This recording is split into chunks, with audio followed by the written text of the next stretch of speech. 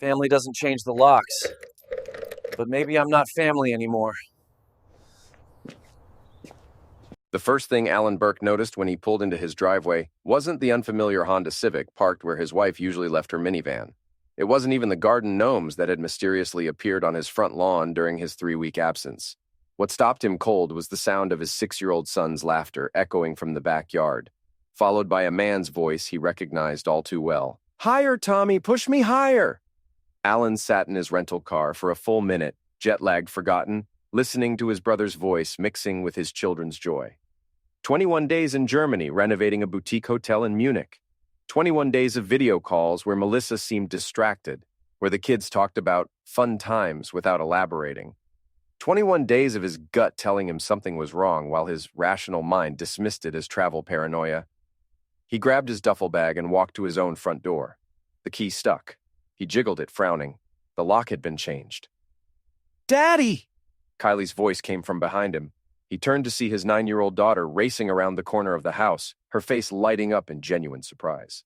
Behind her, moving much slower, came his son Matt, and then Alan. Tommy Burke stepped into view, shirtless despite the October chill, a red Solo cup in his hand. "Didn't expect you back so soon." "I texted Melissa this morning. I'm 3 hours early." Alan's voice sounded steadier than he felt. "What are you doing here, Tommy?" "Uncle Tommy's been staying with us," Matt announced, wrapping his arms around Alan's legs.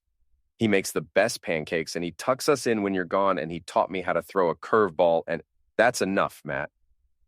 Melissa appeared at the back gate, her expression carefully neutral. She wore a sundress Alan had never seen before, her hair in a style that looked professionally done. "Alan, you're early. I live here." The words came out sharper than intended. "Where's your car?" "In the shop. Tommy's been giving me rides." She glanced at his brother, something passing between them that Alan couldn't quite read. "Come on, kids. Let's let Daddy get settled." Tommy set down his cup and pulled on a t-shirt that had been draped over the patio chair. "I should head out. Let you guys have your reunion." "No." Matt's protest was immediate and fierce. "Tommy, you promised we'd finish the fort." "Another time, buddy." Tommy ruffled the boy's hair with casual familiarity. "Your dad's home now." As Tommy gathered his things, Alan noticed details that made his stomach tighten. The way Melissa's eyes followed his brother's movements. The pile of mail on the kitchen counter that looked like it had been sorted by someone else. The coffee mug in the sink. One of the good ones from their wedding set, not the chipped everyday cup Melissa usually used. "I'll get dinner started," Melissa said, her voice artificially bright. "The kids have been asking about your Germany stories." Alan nodded, but his attention was on the refrigerator. Their family calendar, usually filled with Melissa's neat handwriting, showed the past 3 weeks in Tommy's messy scrawl. Soccer practice, parent-teacher conference, grocery shopping, doctor's appointment for Matt. Every single thing a father should have been handling. "Dad, look what Uncle Tommy taught me." Kylie held up a friendship bracelet, the colors woven in an intricate pattern. "He said you make them for people you really care about." Alan's throat tightened. "It's beautiful, sweetheart. I made one for you too, but Uncle Tommy said to wait until you got home."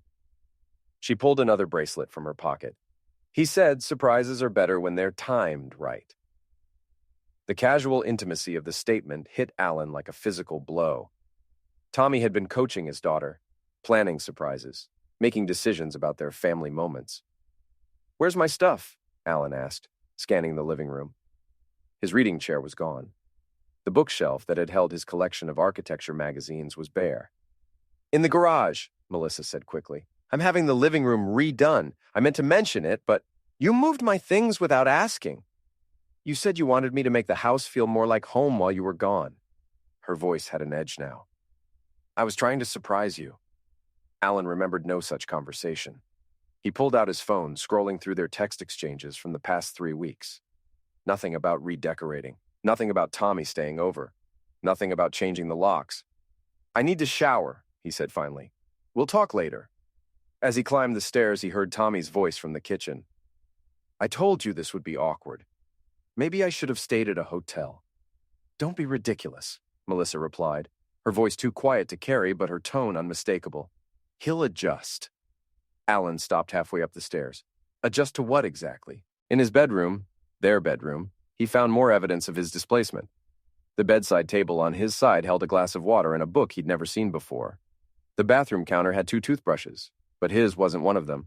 His electric razor was gone, replaced by a disposable one that looked like it had been used recently. He opened the closet. His clothes were still there, but they'd been pushed to one side. In the space where his work shirts usually hung, he found a leather jacket that definitely wasn't his. Alan sat on the edge of the bed, trying to process what he was seeing. His family had been living a different life for 3 weeks, a life where Tommy filled the space he'd temporarily vacated, where his children had adjusted to a new normal that didn't include him. "Daddy?" Matt's voice came from the doorway. "Are you sad?" Alan looked at his son, noting the way the boy hesitated at the threshold. Since when did Matt need permission to enter his father's room? "No, buddy. Just tired from the long trip." He patted the bed. "Come tell me about these pancakes Uncle Tommy makes." Matt climbed up beside him, chattering about blueberry pancakes shaped like dinosaurs and how Tommy could flip them in the air without dropping them. As his son talked, Alan noticed a small detail that sent a chill through him. Matt was wearing a t-shirt that was too big for him, a shirt that said Richmond Recreational League in faded letters. Alan had never seen it before, but he knew exactly who it belonged to. "Where did you get this shirt, Matt?" "Uncle Tommy gave it to me. He said it was from when he was little like me." Matt tugged at the fabric proudly. "He said it's good luck." Alan's hands clenched into fists. Tommy had given their son his childhood shirt, had positioned himself not just as a temporary caretaker, but as a permanent fixture, a replacement. "Dad, can I ask you something?" "Of course." "Are you and Mommy getting divorced?" The question hit Alan like a sledgehammer. "What makes you ask that?" "Tommy said sometimes daddies go away for work and don't come back, but he said he'd always take care of us if that happened." Matt's voice was matter-of-fact, but his eyes were worried. "I told him you'd come back, but he said sometimes grown-ups make promises they can't keep." Alan pulled his son close, his mind racing. Tommy had planted seeds of doubt in his children's minds, had positioned himself as the stable alternative to their unreliable father. "I'm not going anywhere, Matt. I promise." "But you were gone for so long, and Tommy said—" "Tommy's wrong." Alan's voice was sharper than he intended. "I went away for work, but I came back. I always come back." Matt nodded, but Alan could see the confusion in his son's eyes. 3 weeks of another man's influence versus a few minutes of his father's reassurance. The math wasn't in Alan's favor. Dinner was a surreal exercise in forced normalcy. Melissa had cooked his favorite meal, chicken parmesan with garlic bread, but the timing felt calculated rather than thoughtful. The kids talked about school, carefully avoiding mention of Tommy until Kylie let slip that he'd been helping with her math homework. "Tommy's really good at fractions," she said, then caught herself. "I mean, he helped me when I was stuck." "I can help you with math," Alan said. "That's what dads are for." "I know, but you weren't here." The simple statement carried no accusation, just fact. "Tommy said you were probably really busy with important work stuff." After dinner, Alan helped clean up, noting how Melissa moved around the kitchen with practiced efficiency. She knew exactly where everything was, but so did he. This was still his house, his life, wasn't it? As he was loading the dishwasher, he found a note wedged between 2 plates, written in Tommy's handwriting. "Thanks for an amazing evening. Can't wait for tomorrow." "Tea?" Alan stared at the note, his mind spinning. What evening? What tomorrow? The paper was slightly damp, like it had been written recently, like it had been intended for someone to find. "What's that?" Melissa asked, appearing beside him. "You tell me." He handed her the note. She read it quickly, her face coloring. "It's nothing, just a thank you note for letting him stay." "For what evening?" "Alan, you're being paranoid. Tommy's been helping with the kids. I wrote him a note thanking him and he wrote back. That's all." But Alan could see the lie in her eyes. Could see the way she folded the note too carefully, like she was trying to hide something. "I want him gone," Alan said quietly. "Tonight. That's not fair. He's been a huge help. He's been living in my house, sleeping in my bed. He's been sleeping in the guest room. And turning my children against me. That's ridiculous. The kids adore you. They barely looked at me during dinner. Matt asked if we were getting divorced. These are not the actions of children who feel secure in their father's love." Melissa's face went pale. "He asked you that?" "Among other things." Alan stepped closer, studying her expression. What exactly have you two been telling them about me? Nothing. We've been protecting them. From what? From the reality that their father cares more about his job than his family? The words hung in the air between them like a physical blow. Alan felt something inside him shift, a fundamental understanding of how his wife saw him, how she'd apparently always seen him. I work to support this family. You work to avoid this family. There's a difference. That's not true, isn't it? When was the last time you took Matt to soccer practice? When was the last time you helped Kylie with her homework? When was the last time you took me out for dinner or even asked how my day was? Alan opened his mouth to answer, then closed it. The truth was, he couldn't remember, not specific dates anyway. His work had been demanding, and he'd fallen into the pattern of letting Melissa handle the day-to-day details of their life. That doesn't give you the right to replace me. I'm not replacing you. I'm just filling in the gaps you left behind. With my brother. With someone who actually wants to be here. The statement hit Alan like a physical blow. He stared at his wife, seeing her clearly for perhaps the first time in years. The careful distance she'd maintained during their video calls while he was in Germany. The way she'd changed the subject whenever he asked about her day. The new clothes, the new hairstyle, the new confidence in her voice. How long has this been going on? Nothing's going on. You're being paranoid. How long, Melissa? She looked away, and in that moment, Alan knew. This wasn't a 3-week situation. This was longer. Much longer. I want you to leave, he said quietly. This is my house, too. I want you to leave, and I want you to take Tommy with you. I'm not going anywhere, and neither are the kids. We'll see about that. Alan turned and walked out of the kitchen, leaving his wife standing by the dishwasher with Tommy's note still clutched in her hand. He could hear her following him, but he didn't stop until he reached the front door. Where are you going? She called. To get some air. To think. Alan, don't do anything stupid. He paused with his hand on the doorknob. Stupid like what? Like trusting my wife? Like believing my brother when he said he'd look out for my family while I was working? Like thinking I could come home to the life I left behind? You're overreacting. Am I? He turned to face her. My key doesn't work. My stuff is in the garage. My kids are wearing my brother's clothes and asking if I'm coming back. My wife is getting defensive about notes from the man who's been living in my house for 3 weeks. Tell me, Melissa, what exactly am I overreacting to? She didn't answer, but the guilt in her eyes was answer enough.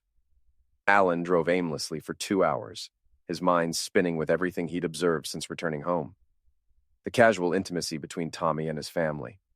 The way Melissa had looked at his brother, the note, the changed locks, the children's easy acceptance of a new normal that didn't include him. He finally parked at a 24-hour diner on the outskirts of town, ordering coffee he didn't want just to have somewhere to sit and think. The reality of his situation was settling in like a cold weight in his chest. His marriage was over, had been over for longer than he'd realized. The question now was what to do about it. His phone buzzed, a text from Melissa. Come home, we need to talk. Alan stared at the message for a long moment, then typed back. I don't think I have a home anymore. The response came quickly. Don't be dramatic. The kids are asking where you are. He almost laughed. The kids who'd barely acknowledged him during dinner were now asking where he was. The kids who'd been coached to see their uncle as a more reliable presence than their father. Another text. Please, just come back. We can work this out. Alan turned off his phone and ordered another coffee. For the first time in years, he had nowhere he needed to be. No wife expecting him home. No children waiting for bedtime stories. No responsibilities beyond the ones he chose to accept. The freedom should have felt liberating. Instead, it felt like drowning. He spent the night in his car in the diner parking lot, waking to the sound of his phone buzzing incessantly. 17 missed calls from Melissa. 3 from Tommy. 1 from his neighbor, probably wondering why his rental car was missing from the driveway. But it was the voicemail from Kylie that broke his heart. Daddy, where are you? Mommy said you went for a drive, but you didn't come back. Uncle Tommy said sometimes daddies don't come back, but I told him you're different. Please come back, Daddy. I made you pancakes. Alan listened to the message 3 times, each repetition driving the knife deeper. His 9-year-old daughter was making breakfast for him while his brother filled her head with doubts about his reliability. He drove back to the house, but instead of going inside, he parked across the street and watched. Through the kitchen window, he could see his family having breakfast. Tommy was flipping pancakes while Melissa poured juice. The kids were laughing at something he'd said. It looked like a perfect family moment, a family that didn't include him. Alan's phone rang. Melissa. "I can see you sitting out there," she said without preamble. "Come inside. I'm not ready. The kids are worried about you. Are they? Or are they worried about disrupting their new normal? Alan, please, just come inside and we'll talk." "What's there to talk about? You've made your choice." "I haven't made any choice. You're the one who stormed out." "I left because I found a love note from my brother in my dishwasher." "It wasn't a love note. It was just what? Just a thank you for the amazing evening? Just gratitude for whatever the heck you two have been doing while I was working my A off in Germany." Silence on the other end of the line. "Melissa, it's not what you think." "Then tell me what it is." More silence. "I'm hanging up now," Alan said, "and I'm calling a lawyer." "Wait, don't, please. Just give me a chance to explain." Alan watched through the window as his wife moved away from the others, phone pressed to her ear. Tommy said something to the kids that made them laugh. The sound carried across the street, muffled but unmistakable.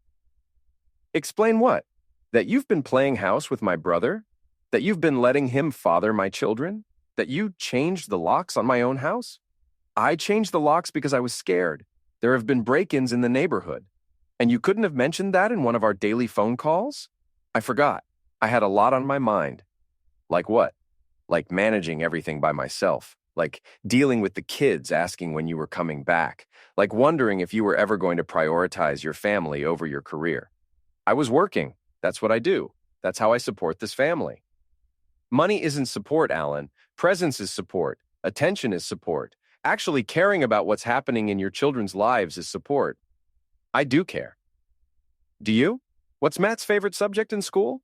Alan opened his mouth, then closed it. He didn't know. "What's Kylie worried about lately?" Again, silence. "When was the last time you asked me about my day and actually listened to the answer?" "That's not fair." "Isn't it?"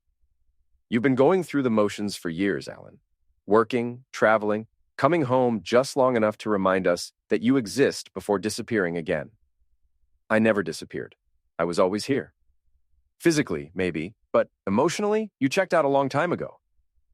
Alan felt the words like physical blows, each one landing with devastating accuracy, because part of him knew she was right. He had checked out, gradually and unconsciously, had let work become his excuse for avoiding the messy, complicated reality of daily family life. "So you turned to Tommy." "I turned to someone who actually wanted to be here, someone who cared about what the kids were doing in school, who noticed when I was stressed, who helped without being asked." "And you fell in love with him." She paused, and in that pause, Alan heard everything he needed to know.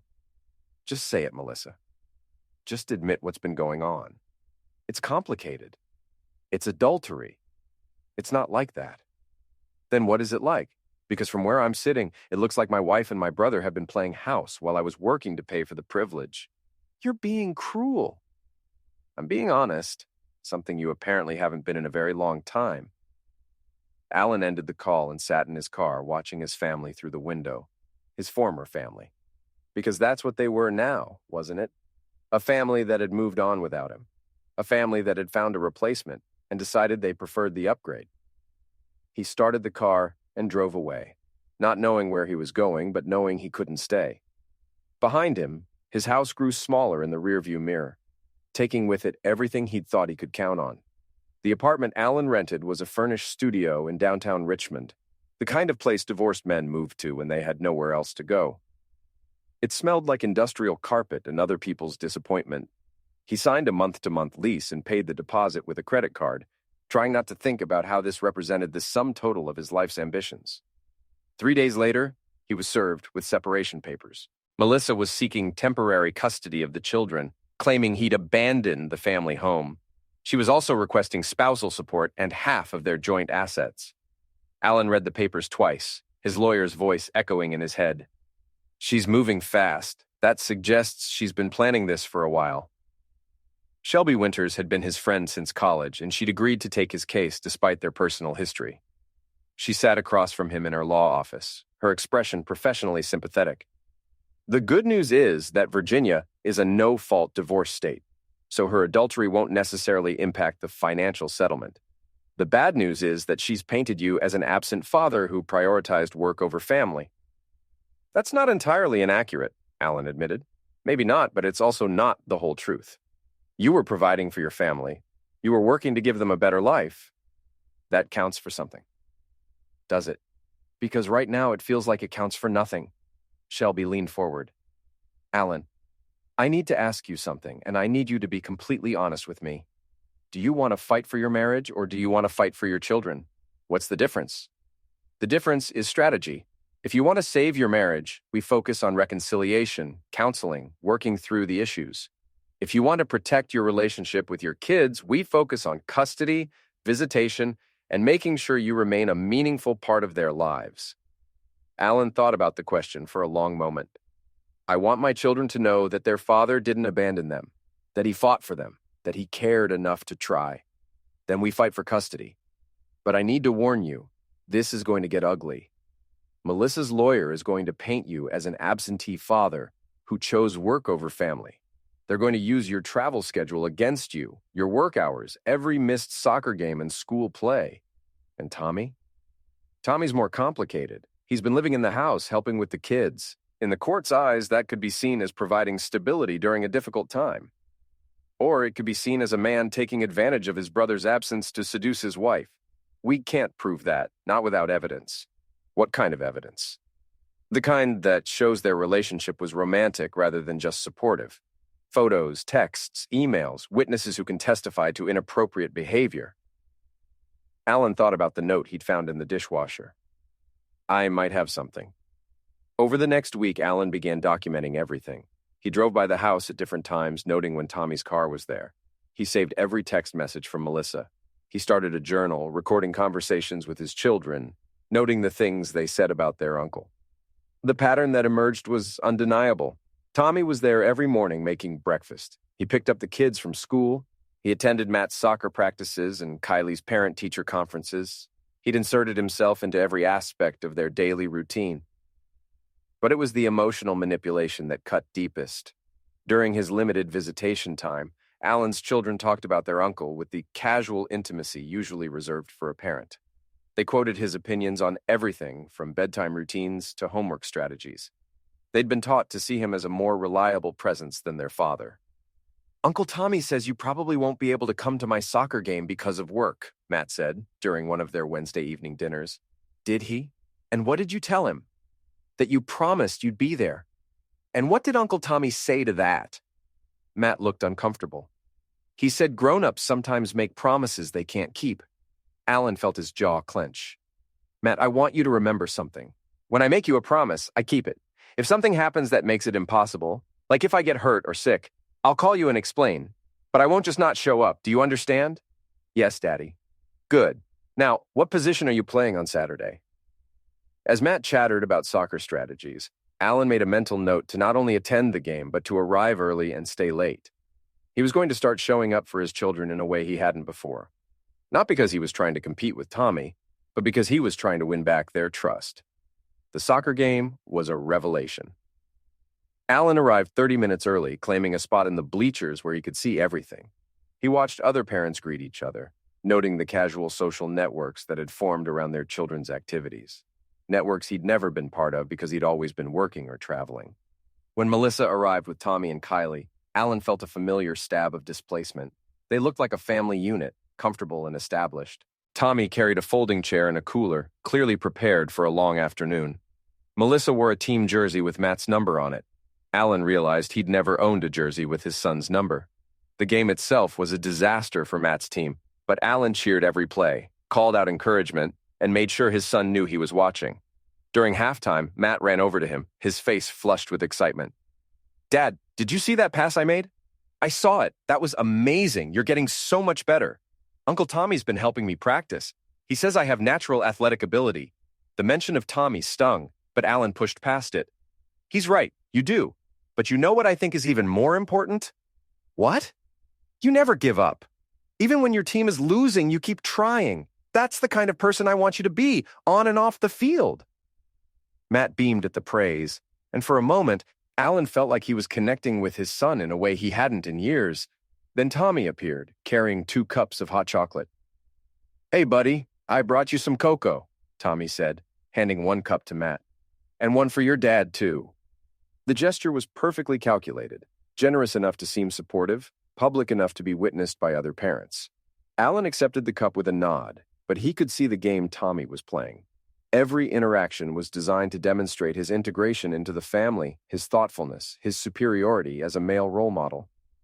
"Thanks," Alan said simply. "No problem. We're all here for Matt." The word "we" hit Alan like a slap. There was no "we" in this situation. There was his family, and there was the man who'd stolen it. After the game, as parents gathered gear and kids said goodbye to friends, Alan overheard a conversation that stopped him cold. "It's so nice that Melissa has her brother-in-law to help out," one woman was saying to another. "Divorce is so hard on the kids, but having a stable male figure around makes such a difference." "Oh, are they divorced?" the other woman asked. "I think they're separated. But Tommy's been wonderful with the children. He's at every game, every school event. You'd think he was their father." Alan felt his hands clench into fists. The narrative had already been established in the community. He was the absent father. Tommy was the devoted stepfather. Melissa was the brave single mother, making the best of a difficult situation. None of them seemed to remember that he'd been working to support his family. None of them seemed to consider that his absence had been temporary and professional, not personal and permanent. "Dad, are you okay?" Kylie appeared at his elbow, her face concerned. "I'm fine, sweetheart, just thinking." "About what?" "About how proud I am of your brother, and how much I've missed watching him play. You could come to more games if you wanted." "I plan to. I'm going to come to all of them from now on." "Really? Even if you have to work?" "Especially if I have to work. I'll make time." Kylie smiled, but there was something cautious in her expression. "Uncle Tommy says work is really important for grown-ups." "It is, but family is more important." "He says that too." Alan felt another stab of frustration. Tommy had positioned himself as the voice of wisdom in his children's lives, offering platitudes that made him sound reasonable and balanced. But underneath the helpful advice was a consistent message. "Your father's priorities are wrong. I'm the one who gets it right." That night, Alan made a decision. He was going to fight for his family, but he wasn't going to fight Tommy's way. He wasn't going to try to compete with pancakes and curveball lessons. He was going to be strategic, methodical, and patient. He was going to be the man his children needed him to be, and he was going to make sure everyone knew it. The first step was documenting everything.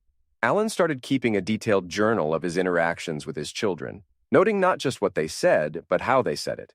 He recorded which of their opinions came from Tommy, which fears had been planted in their minds, which loyalties had been shifted. The pattern was clear and disturbing. Tommy had spent months positioning himself as the reliable alternative to their unreliable father. He'd offered stability when Alan was traveling, consistency when Alan was working, and presence when Alan was absent. But he'd also been subtle in his manipulation. He never directly criticized Alan in front of the children. Instead, he offered understanding. "Your dad works really hard. Sometimes that means he can't be here, but that doesn't mean he doesn't love you." The effect was to make the children feel sorry for Alan, while simultaneously grateful to Tommy. It was manipulation disguised as compassion, and it was devastatingly effective. Alan's second step was to establish his own routine with the children. He negotiated expanded visitation that included one weeknight dinner and alternate weekends. He made sure he was early to every pickup and exactly on time for every return. He wanted to demonstrate reliability in small ways before tackling the bigger issues. The third step was to start attending everything: soccer games, school plays, parent-teacher conferences. He rearranged his work schedule, declined travel assignments, and made it clear to his employer that his family obligations were non-negotiable. The transformation didn't happen overnight. For weeks, his children seemed surprised by his consistent presence. They'd clearly been conditioned to expect disappointment from him, and his reliability seemed to confuse them. But gradually, things began to shift. Matt started saving his best soccer stories for their Wednesday dinners. Kylie began asking for his help with homework, instead of automatically deferring to Tommy. They stopped quoting their uncle's opinions as gospel and started expressing their own thoughts. The breakthrough came 6 weeks after the separation, during a custody exchange at Melissa's house. Alan was returning the children after a weekend visit when he overheard an argument between his wife and his brother. "I don't think this is working," Tommy was saying. "He's been different lately, more involved. The kids are starting to notice." Notice what? That maybe he's not as unreliable as we thought. That maybe he's actually trying to be a better father. Since when is that a problem? Since it makes me look like the bad guy. Like I was taking advantage of his absence. Weren't you? The question hung in the air, and Alan held his breath, waiting for the answer. "That's not fair," Tommy said finally. "I was helping. The kids needed stability. And I needed support. You were there for both of us." "I was there for you because I wanted to be, because I care about you." "I know." "Do you?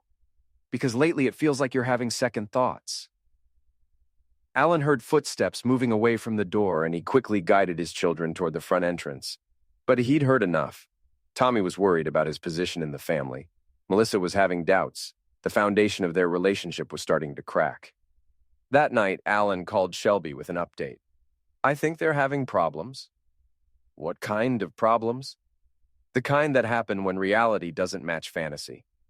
Tommy thought he was rescuing a damsel in distress, but it turns out Melissa's situation is more complicated than he expected. And Melissa thought she was trading up for a better partner, but it turns out replacing a husband is harder than replacing a boyfriend. "Are you sure about this?" "I'm sure that Tommy's getting nervous about my increased involvement with the kids. And I'm sure that Melissa's starting to realize that her perfect new life isn't as perfect as she thought." "What do you want to do with that information?" "I want to be patient. I want to keep showing up for my children. And I want to let Tommy and Melissa figure out that what they have isn't built on love. It's built on opportunity and resentment." That could backfire. They might double down on their relationship to prove it's real. Or they might realize it was never real in the first place. Alan's strategy was working, but slowly. Too slowly for his taste. He wanted his family back, wanted his life back, wanted to undo the damage that had been done. But he also knew that rebuilding trust took time, and that rushing the process would only make things worse. The turning point came during Halloween. Alan had arranged to take the children trick-or-treating, but when he arrived at the house, he found Tommy already there, dressed as a superhero to match Matt's costume. "I thought I was taking them tonight," Alan said, trying to keep his voice level. "You are," Melissa said quickly. "Tommy was just helping them get ready." "I see." Alan looked at his brother, noting the way Tommy's jaw was set, the defensive posture. "Well, thanks for the help. We should get going if we want to hit all the good houses." "Actually," Tommy said, "I was thinking maybe we could all go together, like a family." The word hit Alan like a physical blow.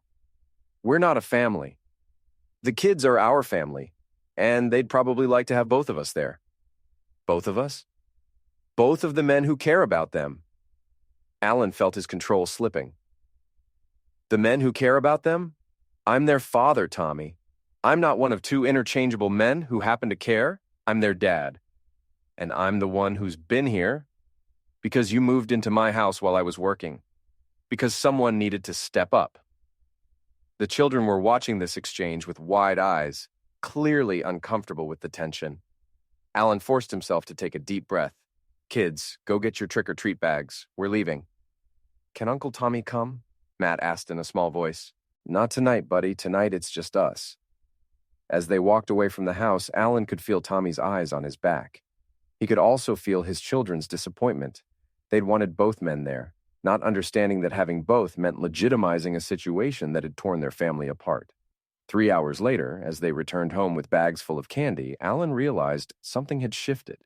For the first time in months, he'd had his children's undivided attention. No Tommy making jokes or organizing games, no Melissa managing logistics, just a father and his kids, walking through their neighborhood, talking about everything and nothing. "Dad," Kylie said as they approached the house, "can I ask you something?" "Always." "Are you and Mommy going to get back together?" The question he'd been dreading. "I don't know, sweetheart. Sometimes when grown-ups have problems, they can work them out. Sometimes they can't." "But you still love us, right? Even if you don't live with us?" "I love you more than anything in the world.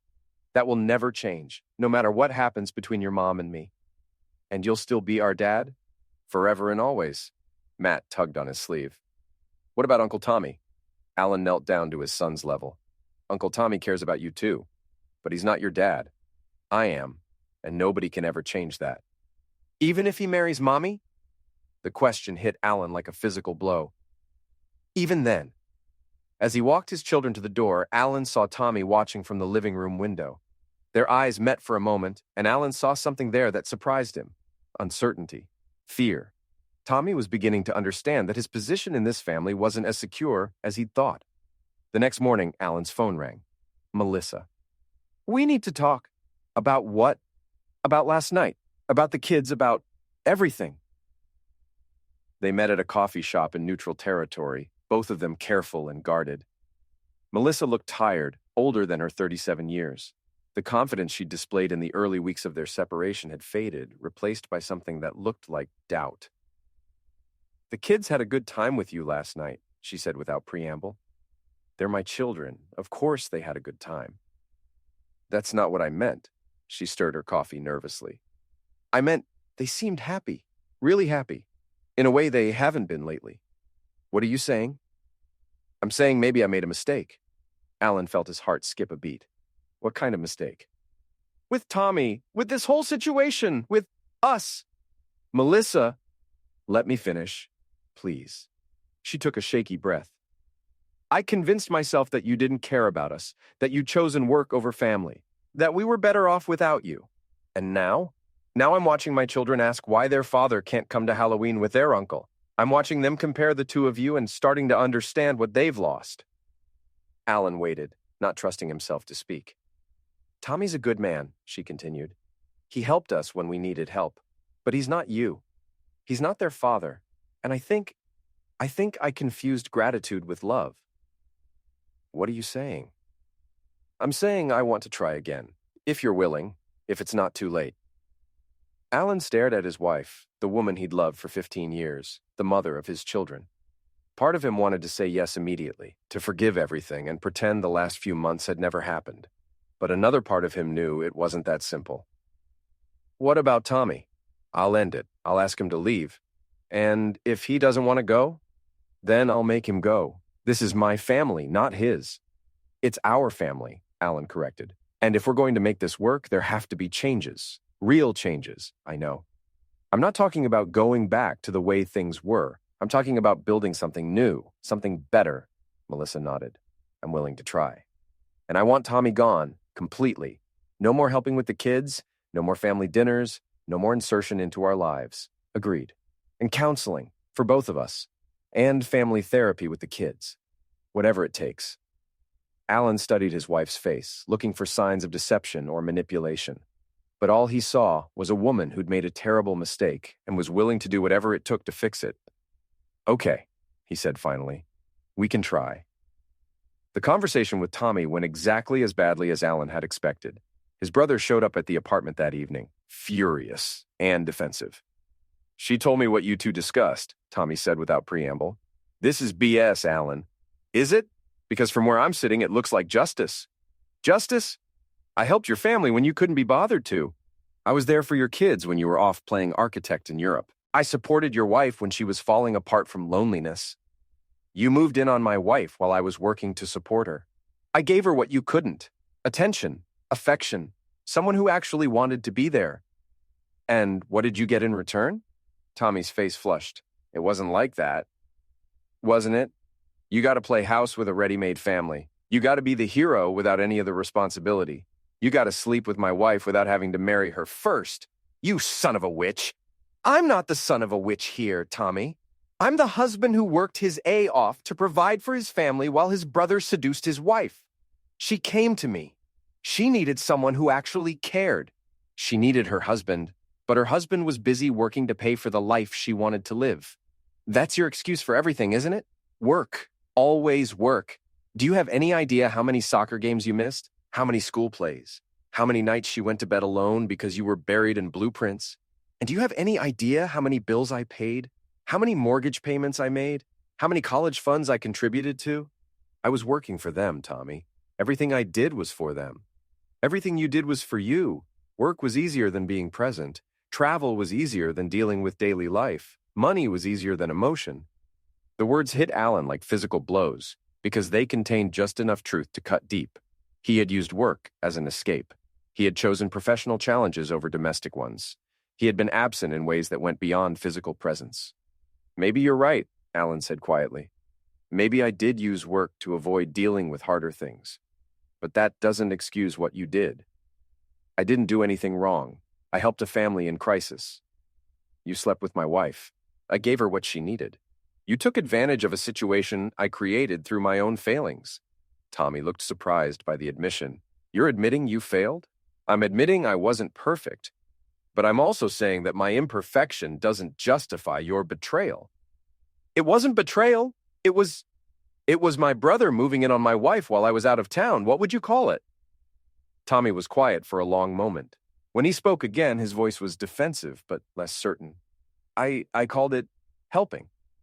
Help would have been calling me, telling me my family was struggling, encouraging Melissa to communicate with me about her needs.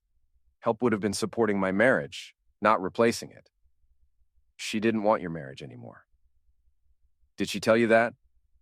Or did you tell her that? Another long silence.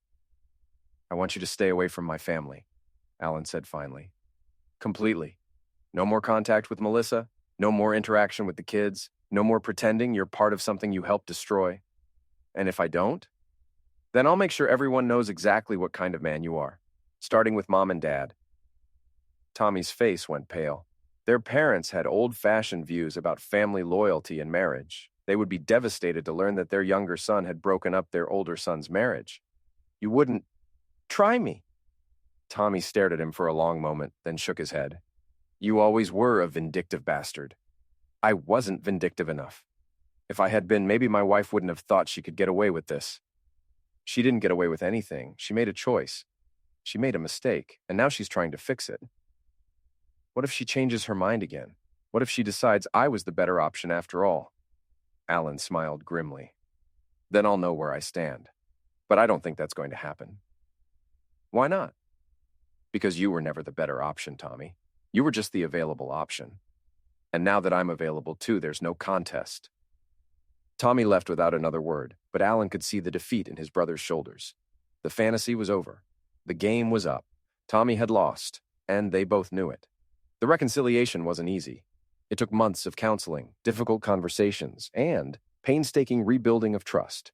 Melissa had to work through her guilt and shame, while Alan had to confront his own failings as a husband and father. The children struggled with the transition. They'd become accustomed to having two father figures, and losing Tommy was confusing and painful for them. Matt, in particular, asked repeatedly when Uncle Tommy would come back to visit. He's not coming back, buddy, Alan explained during one of their talks. Sometimes adults make decisions that hurt other people, and then they have to live with the consequences. But I miss him. I know you do, and it's okay to miss him.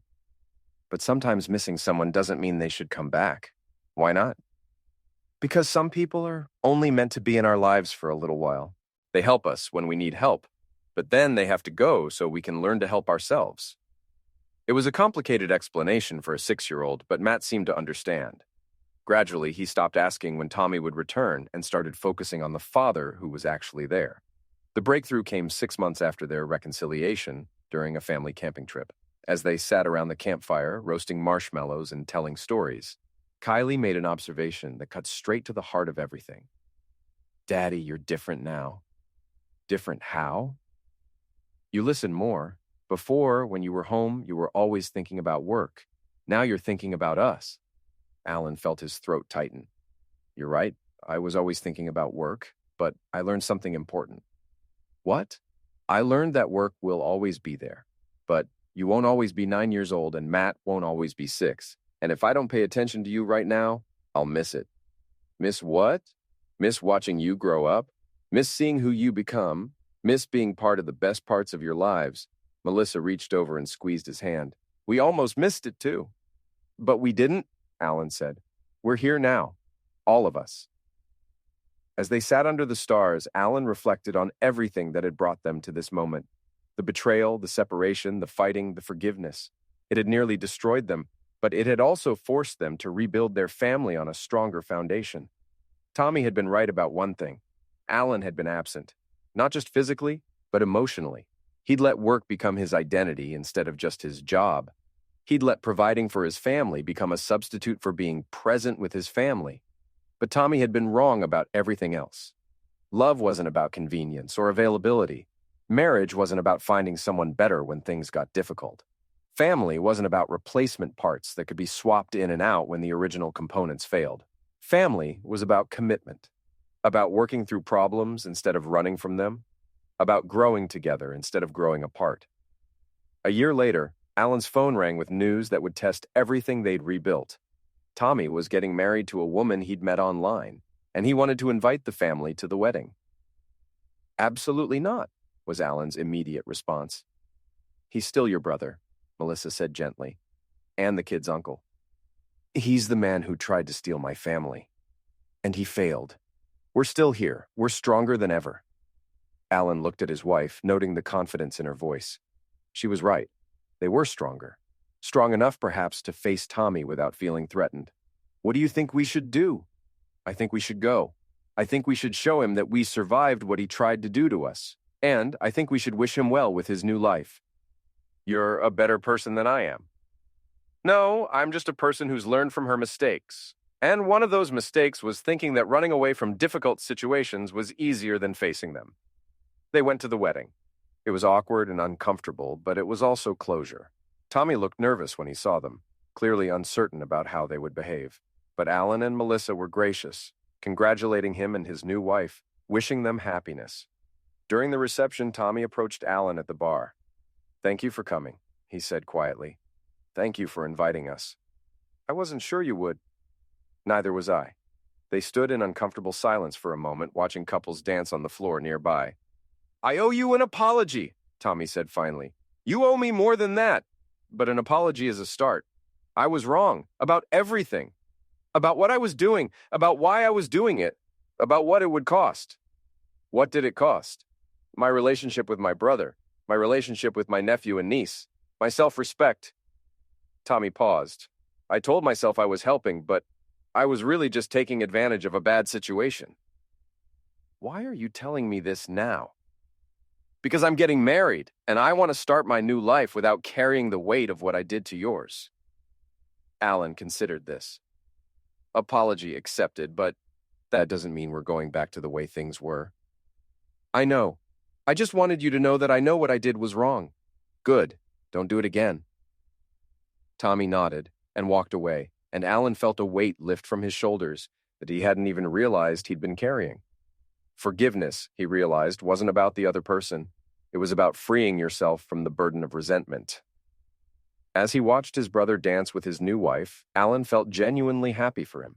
Not because he'd forgiven him for trying to steal his family, but because Tommy had found his own family to build instead of trying to take someone else's. 2 years later, Alan was offered a promotion that would require significant travel. His old self would have taken it without question, focused on the career advancement and financial benefits. His new self had a different conversation with Melissa. "What do you think?" he asked, after explaining the opportunity. "I think it's a great opportunity," she said. "But I also think we need to talk about what it would mean for our family. More money, better long-term prospects, a chance to work on some really exciting projects, and more time away from the kids, more stress on our marriage, more risk of falling back into old patterns." Alan nodded. She was right, as usual. "So what do we do?" "We make a decision together, as a family, and we make sure that whatever we choose, we're choosing it for the right reasons." They talked about it for weeks, including the kids in age-appropriate discussions about trade-offs and priorities.